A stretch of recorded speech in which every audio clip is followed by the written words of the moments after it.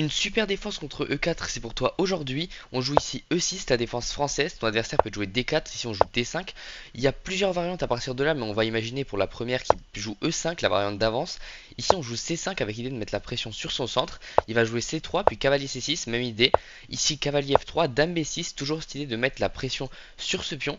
Ici ton adversaire peut jouer par exemple fou E2, auquel cas on va prendre et jouer cavalier E7 avec la volonté de revenir vers la case F5 pour attaquer comme ça 3 fois ce pion.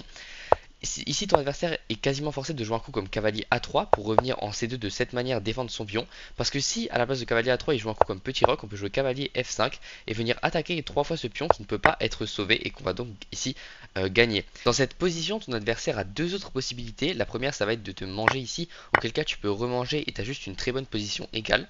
Ou alors il peut jouer ici cavalier C3. Ici, je te conseille cette petite variante que je trouve hyper intéressante parce qu'elle donne une position plutôt simple où on va venir contrer le centre adverse et où on a un développement plutôt facile ici. Après E4-6, ton adversaire peut aussi te jouer ici avec cavalier C3 puis cavalier F3, auquel cas je te conseille cette petite variante plutôt courte mais qui offre une bonne position au noir avec un avantage d'espace et un plan de développement simple par cavalier F6, fou E7 et petit roc, et d'ailleurs cavalier C6 également.